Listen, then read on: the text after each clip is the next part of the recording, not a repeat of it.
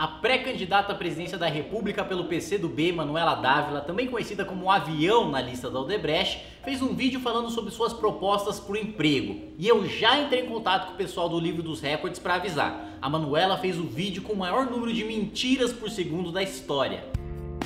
Durante os governos Lula e Dilma, nós construímos a política de valorização do salário mínimo.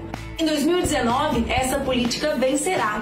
Nós precisamos saber, e tá aí uma boa dica de pergunta para os meus colegas jornalistas, qual a proposta de cada pré-candidato para o reajuste do mínimo. Nós, a minha pré-candidatura, nos comprometemos em manter a política de reajuste do salário mínimo. E mais, como a economia voltará a crescer no meu governo, o aumento do salário mínimo será real. É muito fácil falar em valorização do salário mínimo como se o presidente da República pudesse magicamente, com uma canetada, aumentar o salário de todo mundo. Se fosse assim, seria muito fácil administrar a economia. É só colocar salário mínimo de 1 milhão para todo mundo que a gente viver num Brasil só de milionários.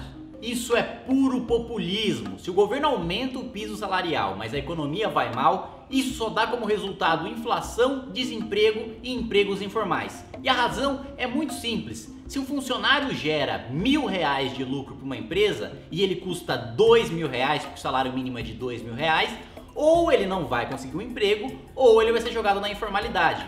Ninguém vai contratar um funcionário que dá prejuízo.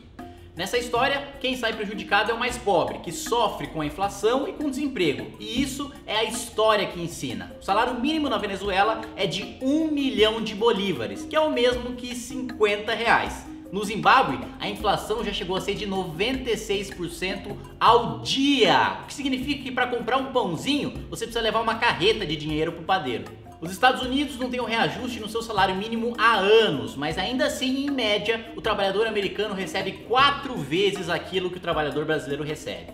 Outro exemplo ainda mais evidente é o da Dinamarca, que já chegou a ter os maiores salários do mundo e adivinhem só, lá nem tem salário mínimo.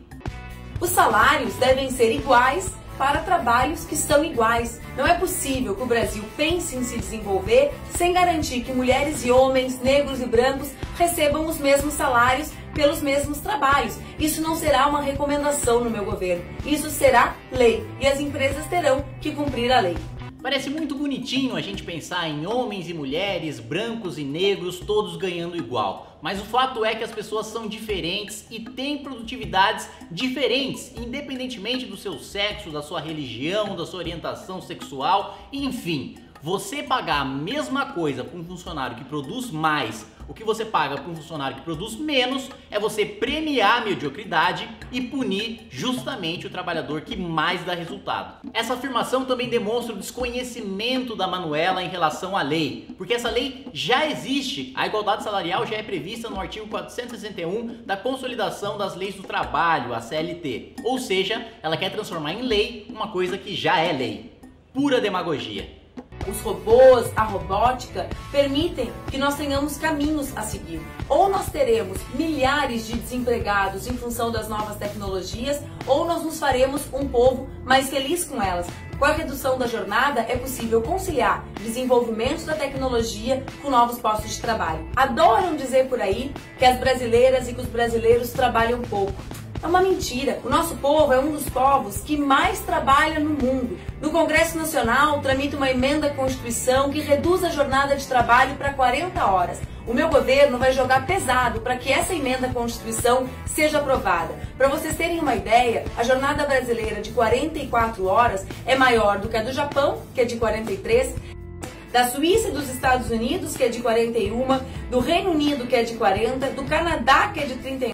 Eu acho ótimo que as pessoas precisem trabalhar menos por causa da robótica, não tem como você ser contra isso. O problema no raciocínio da Manuela está num pequeno detalhe.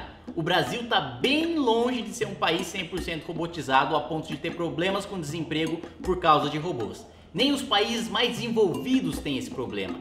Esse problema é uma previsão feita com o avanço da inteligência artificial que vai poder substituir profissões como advogados e médicos, uma realidade muito distante dos países desenvolvidos e muito mais distante ainda do Brasil. Mais da metade da população brasileira não tem saneamento básico, ainda existe analfabetismo no Brasil. O nosso problema está muito, mas muito longe de ser a robótica. A não ser que todos nós estejamos tão avançados aqui no Brasil que a gente esteja numa Matrix e nem saiba disso, a gente está bem distante disso que você prega, Manuela. Pior ainda é quando ela afirma que o brasileiro, em média, trabalha mais que o americano e que o japonês. Não existe a menor dúvida de que nós, brasileiros, trabalhamos muito, mas em média nós não trabalhamos mais do que americanos do que japoneses. O Japão, inclusive, tem problema com excesso de trabalho. Mais de 2.000 japoneses morrem todos os anos por excesso de trabalho. O problema é tão sério que o governo japonês já aumentou o número de feriados, já tentou incentivar as empresas a liberar seus funcionários toda sexta-feira às 3 da tarde. O problema é que isso não deu certo. Os funcionários continuavam trabalhando nos seus horários de folga, mesmo com a orientação das empresas, porque se sentiam culpados em não trabalhar enquanto seus colegas continuavam no trabalho. Pois é, praticamente todas as propostas de Manuela Dávila para o desenvolvimento do país são baseadas em mentiras.